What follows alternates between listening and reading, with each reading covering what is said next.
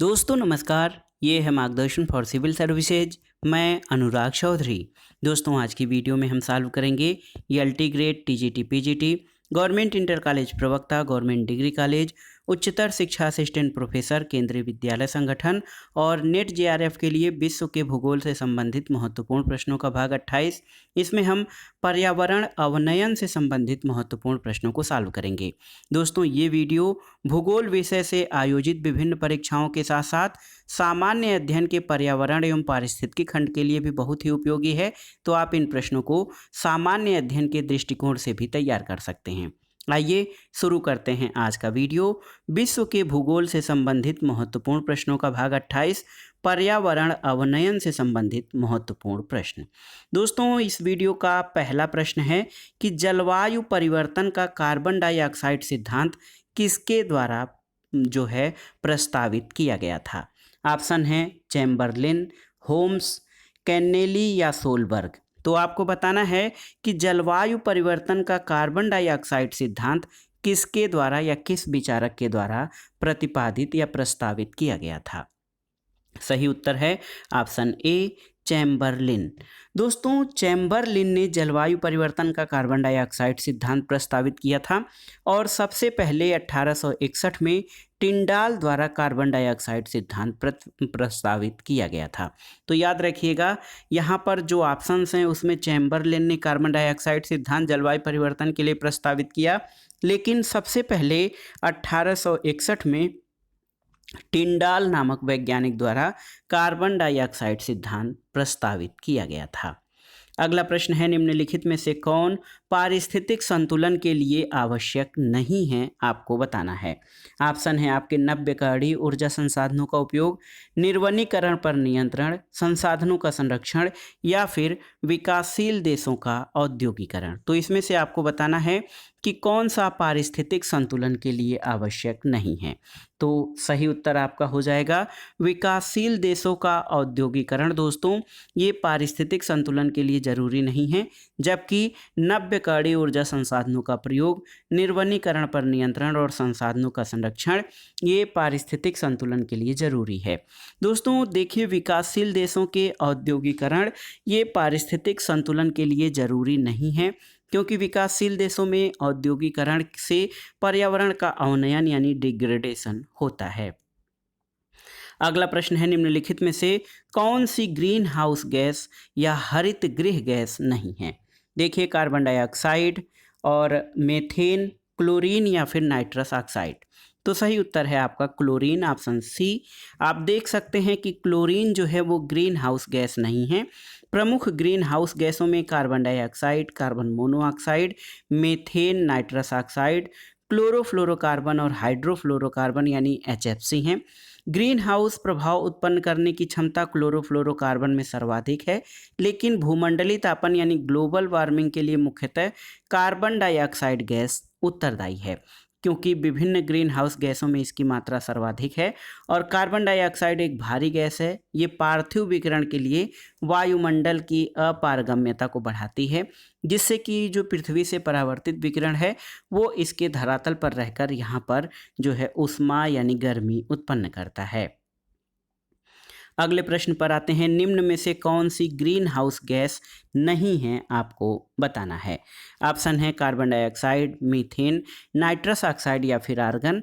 तो सही उत्तर है आर्गन। आर्गन जो है ये ग्रीन हाउस गैस नहीं है। और आप जानते हैं कि carbon dioxide, carbon monoxide, methane, nitrous oxide, CFC यानी क्लोरोफ्लोरोकार्बन और HFC यानी हाइड्रोफ्लोरोकार्बन ये सभी ग्रीन हाउस गैसों के उदाहरण हैं। आर्गन अक्रिय या उत्कृष्ट गैसों की श्रेणी में आता है। अगले प्रश्न पर आते हैं दोस्तों, निम्नलिखित में से कौन सा कारण पर्यावरणीय समस्याओं के लिए अधिक उत्तरदायी है। देखिए जनसंख्या में भारी वृद्धि, उद्योगों का विकास, धरातली जल का अंधाधुंध दोहन और कृषि भूमि की उत्पादकता में कमी। तो सबसे अधिक या पर्यावरणीय समस्याओं के लिए सबसे अधिक उत्तरदायी अगर जो तार्किक रूप से सोचें तो जनसंख्या में भारी वृद्धि है। ऑप्शन ए आपका सही उत्तर हो जाएगा।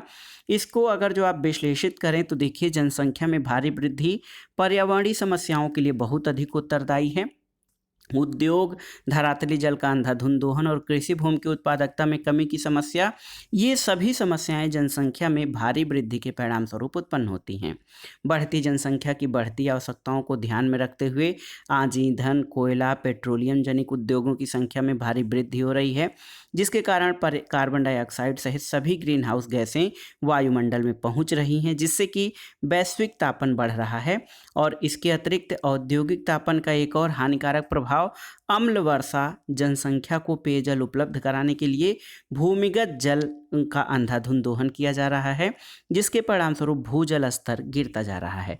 तो चाहे उद्योगों का विकास हो, धरातली जल का अंधाधुंध दोहन हो और कृषि भूमि की उत्पादकता में कमी हो, ये सभी जनसंख्या वृद्धि के परिणामस्वरूप उत्पन्न होते हैं। अगला प्रश्न दोस्तों कथन और कारण से संबंधित है। देखिए कि पहला है कि आर्थिक विकास पर्यावरण को विकृत करता है, और कारण है कि संरक्षण का अभिप्राय है संसाधनों का अनुकूलतम उपयोग। तो इसमें से आपको बताना है कि कौन सा सही है। दोस्तों आप जान लीजिए कि ये जो कथन दिया गया है कि आर्थिक विकास पर्यावरण को विकृत करता है, बिल्कुल सही है। और दूसरा कथन कि संरक्षण का अभिप्राय है संसाधनों का अनुकूलतम उपयोग, तो ये भी सही है।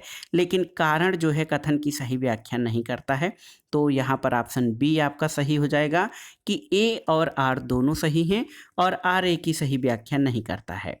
क्योंकि आप देख सकते हैं सतत विकास की संकल्पना में आर्थिक विकास पर्यावरण को विकृत करता है, यानी अगर जो हम आर्थिक विकास की तरफ ध्यान देंगे तो कहीं ना कहीं वो पर्यावरण को नुकसान पहुंचाता ही है।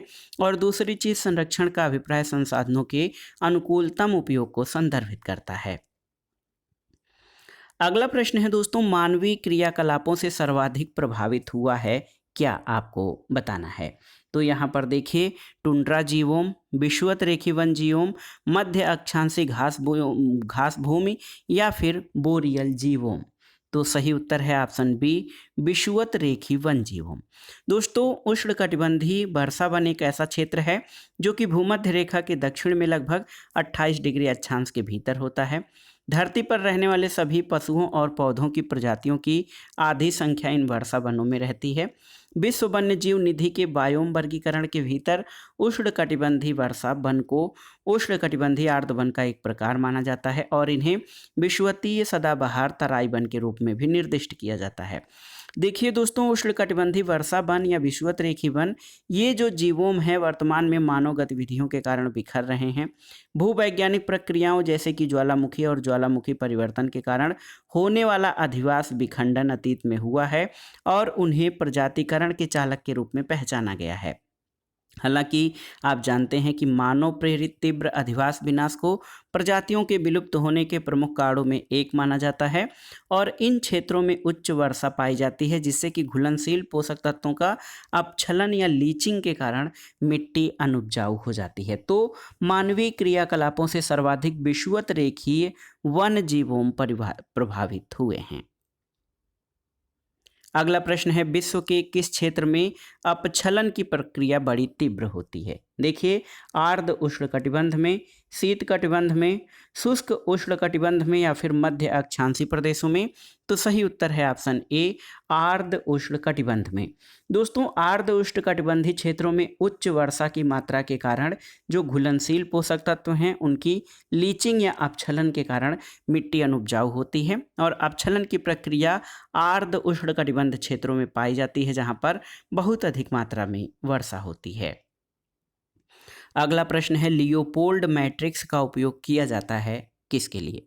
प्रदूषण स्तर के निर्धारण के लिए, जैव विविधता स्तर के निर्माण के लिए, पर्यावरण प्रभाव आकलन के लिए या फिर टॉर्नेडो के परिणाम के निर्धारण के लिए। तो सही उत्तर क्या हो जाएगा। सही उत्तर पर्यावरण प्रभाव आकलन के लिए। दोस्तों देखिए पर्यावरण प्रभाव आकलन जो है इसका उपयोग, इसमें लियोपोल्ड मैट्रिक्स का उपयोग किया जाता है और इस गुणवत्तापूर्ण विधि का आरंभ 1971 में हुआ था। इसके अंतर्गत किसी परियोजना का पर्यावरण पर पड़ने वाले संभावित प्रभाव की पहचान की जाती है। तो याद रखिएगा लियोपोल्ड मैट्रिक्स का उपयोग पर्यावरण प्रभाव के आकलन के लिए किया जाता है। अगला प्रश्न है निम्नलिखित कथनों का अध्ययन कीजिए और नीचे दिए गए कोट से सही उत्तर का चयन कीजिए। देखिए पहला कथन जो है, हरे पौधे प्रकाश संश्लेषण के लिए कार्बन डाइऑक्साइड का उपयोग करते हैं, बिल्कुल सही है, क्योंकि हरे पौधे सूर्य के प्रकाश में क्लोरोफिल वर्णक की उपस्थिति में कार्बन डाइऑक्साइड और जल की सहायता से अपने भोजन का निर्माण करते हैं। कारण है कि निर्वनीकरण भूमंडलीकरण ताप में वृद्धि का कारण है, तो कारण भी सही है। लेकिन दोस्तों आप देखिए कि कथन और कारण सही तो हैं, लेकिन कारण कथन की सही व्याख्या नहीं कर रहा है, इसलिए ऑप्शन बी आपका सही हो जाएगा। ए और बी दोनों सत्य हैं, लेकिन कारण कथन की सही व्याख्या नहीं करता है। अगर जो आप फोटोसिंथेसिस या प्रकाश संश्लेषण के बारे में देखें, तो हरे पौधे प्रकाश संश्लेषण के लिए कार्बन डाइऑक्साइड का उपयोग करते हैं। कार्बोहाइड्रेट यानी शर्करा के संश्लेषण के लिए पौधे प्रकाश संश्लेषण की क्रिया के दौरान कार्बन डाइऑक्साइड का उपयोग कच्चे पदार्थ के रूप में करते हैं। स्थलीय पौधे वायुमंडल से कार्बन डाइऑक्साइड ग्रहण करते हैं, जबकि जलीय पौधे जल में घुली हुई कार्बन डाइऑक्साइड को ग्रहण करते हैं। और निर्वनीकरण के कारण वायुमंडल में कार्बन डाइऑक्साइड की मात्रा में वृद्धि होती है, जो कि भूमंडलीय ताप या ग्लोबल वार्मिंग में बढ़ोतरी करता है। इसलिए कथन और कारण आपके दोनों सही हैं, लेकिन कारण कथन की सही व्याख्या नहीं करता है। अगले प्रश्न पर आते हैं दोस्तों, निम्नांकित में से कौन एक ओजोन क्षरण से संबंधित नहीं है? देखिए क्लोरीन परिकल्पना, सल्फेट परिकल्पना, कार्बन मोनोऑक्साइड परिकल्पना या फिर ध्रुवीय समताप मंडल मेघ परिकल्पना। तो सही उत्तर ऑप्शन सी हो जाएगा, कार्बन मोनोऑक्साइड परिकल्पना। दोस्तों ये ओजोन लेयर डिप्लेशन से संबंधित नहीं है। देखिए कार्बन मोनोऑक्साइड परिकल्पना ओजोन क्षरण से संबंधित नहीं है। ओजोन क्षरण से संबंधित जो हाइपोथेसिस हैं उसमें क्लोरीन परिकल्पना, सल्फेट परिकल्पना और नाइट्रोजन ऑक्साइड परिकल्पना तथा ध्रुवीय समताप मंडली मेघ परिकल्पना प्रमुख हैं। अगला प्रश्न है, निम्नलिखित में से कौन सा प्रभाव ओजोन के क्षयीकरण से संबंधित नहीं है, आपको बताना है। ऑप्शन देख लीजिए दोस्तों। ऑप्शन है आपके वर्षा की मात्रा और मिट्टी की नमी में वृद्धि, मानव में रोग प्रतिरोधक दक्ष क्षमता में कमी, तापमान में वृद्धि या फिर जैव समुदाय की प्रजातियों पर विपरीत प्रभाव। तो सही उत्तर है दोस्तों, नहीं पूछा गया है कि ओजोन के क्षयीकरण से संबंधित नहीं है।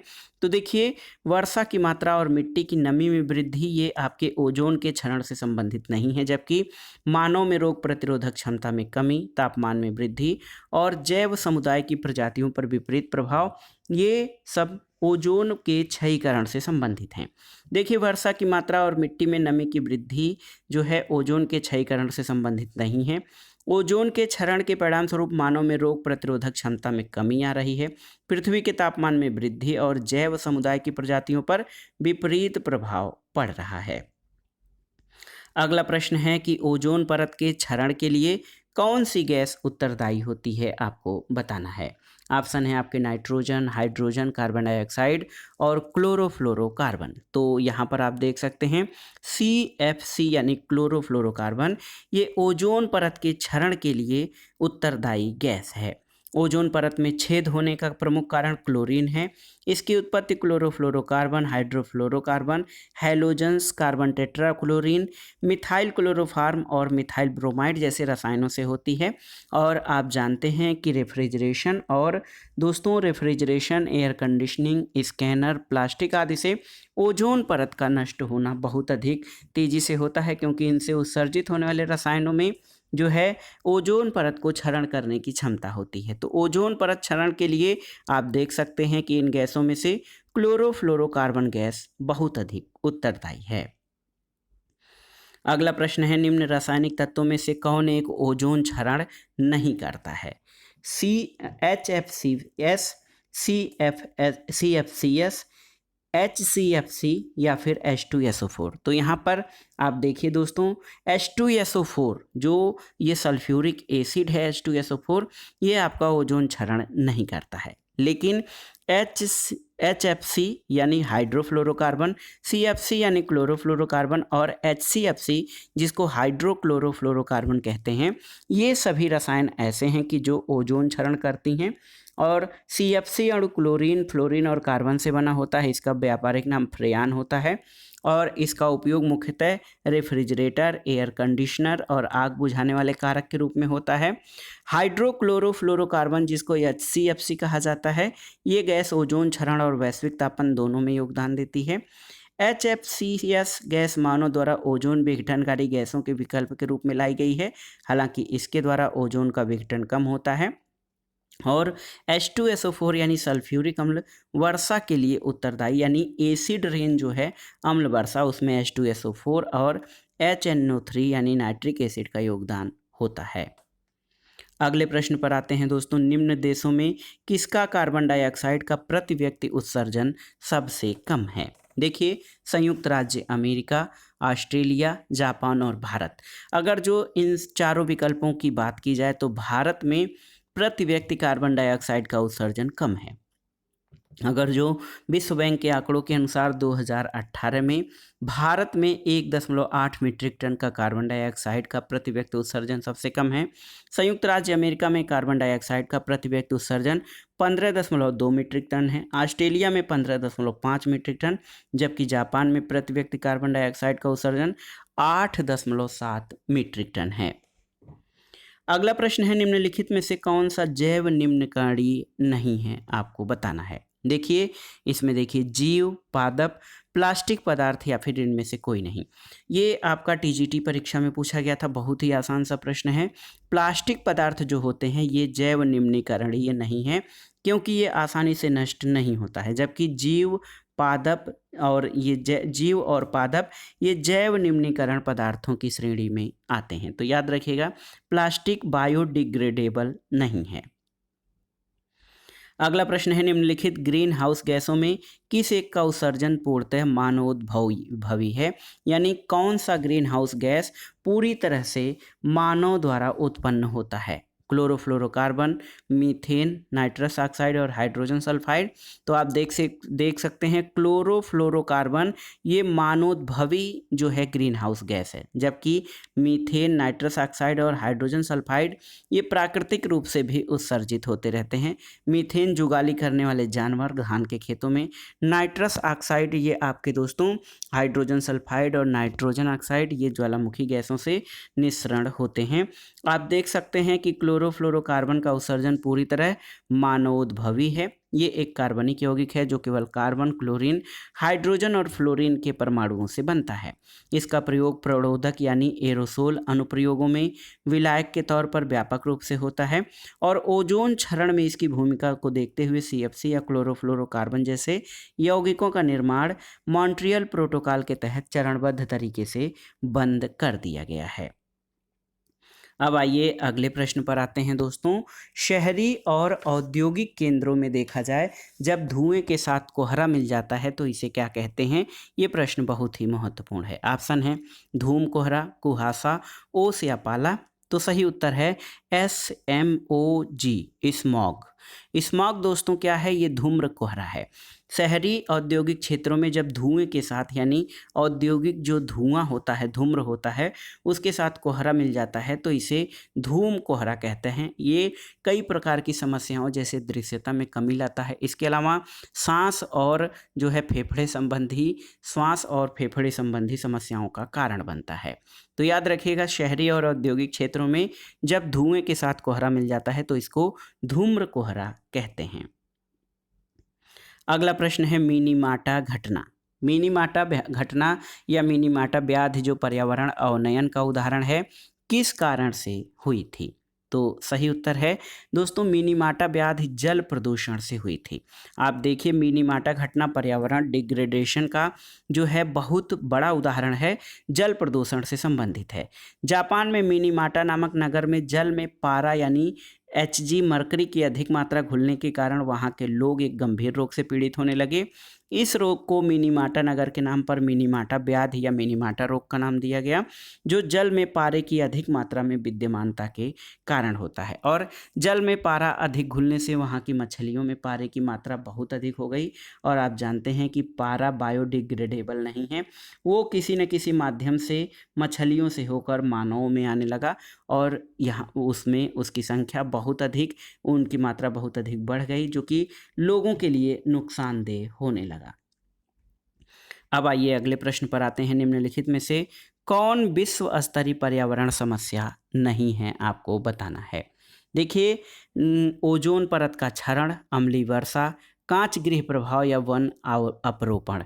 तो सही उत्तर है ऑप्शन डी, वन अपरोपण। देखिए दोस्तों, वन अपरोपण को स्थानीय पर्यावरण समस्या माना जा सकता है, जिसका अधिकांशतया स्थानिक प्रभाव होता है। लेकिन चाहे ओजोन परत का क्षरण हो, अम्ल वर्षा हो और कांच गृह प्रभाव, जिसको हरित गृह प्रभाव कहते हैं, ये सारी चीज़ें जो हैं विश्व स्तरीय पर्यावरण समस्याएं हैं। तो याद रखिएगा, वन अपरोपण भी एक तरह से अगर जो दीर्घकालिक रूप से देखा जाए तो वनों का कटाव या वनों के जो है क्षरण, इससे भी दीर्घकालिक रूप में अगर जो देखा जाए विश्व स्तरीय समस्या होती है। लेकिन अन्य विकल्पों पे ओजोन परत क्षरण, अम्ल वर्षा और कांच गृह प्रभाव से ये संपूर्ण विश्व प्रभावित होता है। अगला प्रश्न है, निम्नलिखित में से कौन सा एक सही सुमेलित नहीं है, आपको बताना है। मीथेन धान के खेत सही सुमेलित है, मीथेन धान के खेतों से निकलता है। नगरीय जहरीला कोहरा में सल्फर डाइऑक्साइड होता है, बिल्कुल सही है। झील कातिल अम्ल वर्षा को कहते हैं। और साइक्लोन कलेक्टर ये उष्णकटिबंधीय चक्रवातों का समूह है। तो दोस्तों, साइक्लोन कलेक्टर ये प्रदूषित धूल कण को हटाने का उपकरण है, न कि उष्णकटिबंधीय चक्रवातों का समूह। तो ऑप्शन डी ये आपका सही सुमेलित नहीं है, अन्य विकल्प आपके सही सुमेलित हैं। आप देख सकते हैं दोस्तों कि साइक्लोन कलेक्टर उष्णकटिबंधीय चक्रवातों का समूह नहीं, बल्कि एक उपकरण है जो औद्योगिक क्षेत्र में धूल कणों को हटाने का कार्य करता है। मीथेन धान के खेत और जुगाली करने वाले पशुओं से निकलता है। नगरीय जहरीले कोहरे में सल्फर डाइऑक्साइड गैस होती है। झील कातिल अम्ल वर्षा को कहते हैं। और आपने जान लिया कि साइक्लोन कलेक्टर ये प्रदूषित धूल कण को हटाने का उपकरण होता है। अब आइए परियोजना और संबंधित पर्यावरणीय समस्याओं को निम्नलिखित युग्मों पर विचार कीजिए। पहला है दोस्तों कि नदी घाटी परियोजना जलाशय जनित भूकंपीयता। तो दोस्तों, नदी घाटी परियोजना में देखिए जो है ये जलाशय जनित भूकंपीयता आती है। तापीय शक्ति परियोजना में स्थलीय अवकर्षण होता है। और खनन परियोजना में धरातली और दोस्तों भूपृष्ठीय जल प्रदूषण होता है। तो ये तीनों ही जो युग्म है 1, 2, 3, ये तीनों ही सही सुमेलित हैं। तो ऑप्शन ए आपका सही उत्तर हो जाएगा, क्योंकि तीनों परियोजनाओं से संबंधित जो पर्यावरणीय समस्याएं हैं एक दूसरे से सुमेलित हैं। अगला प्रश्न है, वृक्ष लगाना आवश्यक है, इसका कारण क्या है। देखिए, पर्यावरण की दृष्टि से, आर्थिक दृष्टि से, सामाजिक दृष्टि से या उपर्युक्त सभी दृष्टियों से। तो सही उत्तर है ऑप्शन डी, वृक्ष लगाना उपर्युक्त सभी दृष्टियों से बहुत आवश्यक है। पर्यावरण, आर्थिक, सामाजिक दृष्टि से, सभी की दृष्टि से वृक्षारोपण बहुत जरूरी है। अगला प्रश्न है दोस्तों, 2014-15 में उत्तराखंड वन संसाधन प्रबंधन परियोजना प्रारंभ करने में किसने सहायता की थी।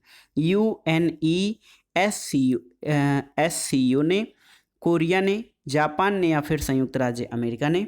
तो सही उत्तर है जापान ने। दोस्तों, 2014-15 में उत्तराखंड वन संसाधन प्रबंधन परियोजना प्रारंभ करने में जापान ने सहायता की और इस कार्य में जीका यानी जापान इंटरनेशनल कोऑपरेशन एजेंसी ने सहयोग किया था। अगले प्रश्न पर आते हैं दोस्तों, निम्नलिखित में से कौन सा एक जलवायु परिवर्तन का संकेतक नहीं है, आपको बताना है। ये प्रश्न थोड़ा कठिन है। देखिए, गवर्नमेंट डिग्री कॉलेज प्रवक्ता परीक्षा में पूछा गया था। ड्यूरी क्रस्ट, इवेपोराइट्स, वृक्ष वलय या फिर प्रस्तर वलय। तो जलवायु परिवर्तन का संकेतक क्या नहीं है, प्रस्तर वलय। ये ऑप्शन देखिए, ऑप्शन डी आपका सही उत्तर है। पूछा गया है कि कौन सा एक जलवायु परिवर्तन का संकेतक नहीं है। इसमें ड्यूरी क्रस्ट, इवेपोराइट्स और वृक्ष वलय जलवायु परिवर्तन के संकेतक हैं, जबकि प्रस्तर वलय जलवायु परिवर्तन या क्लाइमेट चेंज का जो है संकेतक नहीं है। अगला प्रश्न है, तापीय ऊर्जा परियोजना निम्नलिखित में से किस पर कोई प्रभाव नहीं डालता है। वायु प्रदूषण, भूमि प्रदूषण, ध्वनि प्रदूषण या फिर जल प्रदूषण। तो सही उत्तर क्या है? सही उत्तर है दोस्तों तापीय ऊर्जा परियोजना ध्वनि प्रदूषण नहीं डालता है। थर्मल ऊर्जा उत्पन्न करने के लिए कोयलों को जलाया जाता है जिससे कई गैसें जैसे carbon monoxide, hydrocarbon, nitrogen dioxide और सल्फर का उत्सर्जन होता है जो कि वातावरण को दूषित करती है। थर्मल स्टेशनों से जब ठंडेपन के लिए इस्तेमाल किया जाने वाला जल वापस अपने प्राकृतिक पर्यावरण में आता है तो तापमान अधिक होने के कारण जलीय जीवों विशेष रूप से मछलियों पर गंभीर पर्यावरणीय प्रभाव डालता है जिसको थर्मल शॉक कहते हैं। थर्मल स्टेशनों से निकलने वाली राख और फ्लाई ऐश का उचित निपटान न किया गया तो ये भूमि प्रदूषण में वृद्धि करते हैं। तो याद रखिएगा तापीय ऊर्जा परियोजना ध्वनि प्रदूषण पर कोई प्रभाव नहीं डालता है। अगला प्रश्न है जलवायु परिवर्तन के निम्न सिद्धांतों में से कौन सा एक सूर्य के क्रोड के फैलाव और संकुचन से संबंधित है? तो याद रखिएगा दोस्तों सौर विकिरणित ऊर्जा सिद्धांत। सौर किरणित ऊर्जा सिद्धांत ये सूर्य के क्रोड के फैलाव और संकुचन से संबंधित है और जलवायु परिवर्तन का सौर किरणित ऊर्जा सिद्धांत सूर्य के क्रोड के फैलाव और संकुचन से संबंधित है। कुछ वैज्ञानिकों का मानना है कि सूर्य की बाह्य सतह से विकिरण सौर ऊर्जा की मात्रा आवर्ती विभिन्नता सूर्य के क्रोड के फैलाव और संकुचन के कारण होती है। अगला प्रश्न है निम्नलिखित में से कौन एक जलवायु परिवर्तन का जैविक संकेतक नहीं है? देखिए ऑक्सीजन आइसोटोप, जीवाश्मिक पराग, ड्यूरी क्रस्ट या फिर वृक्ष वलय वृद्धि। तो देखिए दोस्तों ड्यूरी क्रस्ट जो है ये आपका जलवायु परिवर्तन संकेतक का जो है ड्यूरी क्रस्ट जलवायु परिवर्तन का जैविक संकेतक न होकर जलवायु परिवर्तन का अजैविक संकेतक है। आपसे जैविक परिवर्तक पूछा गया था जैविक संकेतक। ऑक्सीजन आइसोटोप, जीवाश्म पराग और वृक्ष वलय वृद्धि ये जलवायु परिवर्तन के जैविक संकेतकों में शामिल हैं। ड्यूरी क्रस्ट भूमि की सतह पर पाई जाने वाली एक कठोर परत होती है जिसमें सिलिका, आयरन, कैल्शियम और जिप्सम की अधिकता होती है। अगला प्रश्न है वायु प्रदूषण का निम्नलिखित में से किस रोग पर प्रभाव नहीं पड़ता है आपको बताना है। देखिए पेचिस, स्नायुतंत्र, बहरापन या चिड़चिड़ापन। तो सही उत्तर है जो एयर पोल्यूशन है वो पेचिस पर प्रभाव नहीं डालती जबकि जो हमारा नर्वस सिस्टम है बहरापन, चिड़चिड़ापन जो है ये दोस्तों वायु प्रदूषण से होता है। पेचिस प्रायः संक्रमित जल और संक्रमित खाद्य पदार्थों के सेवन से होता है इसलिए वायु प्रदूषण का पेचिस पर प्रभाव नहीं पड़ता जबकि स्नायुतंत्र, बहरापन और चिड़चिड़ापन पर इसका प्रभाव पड़ता है। अगला प्रश्न देखिए बहुत ही महत्वपूर्ण है, आपको याद रखना है, बार बार परीक्षाओं में पूछा जाता है। पर्यावरण संरक्षण अधिनियम भारत में किस वर्ष लागू किया गया था? तो पर्यावरण संरक्षण 86 याद रखिएगा 1986 1986 में पर्यावरण संरक्षण अधिनियम लागू किया गया था और इस अधिनियम का उद्देश्य पर्यावरण को सुरक्षा और सुधार प्रदान करना है और इस अधिनियम को अंतिम बार 1991 में संशोधित किया गया था। तो ये बहुत ही महत्वपूर्ण है कि पर्यावरण संरक्षण अधिनियम 1986 में पारित किया गया था। अगला प्रश्न और आज के वीडियो का आखिरी प्रश्न है कि निम्नलिखित में से हरित गृह गैसों को सीमित करने का प्रथम सम्मेलन कौन सा है?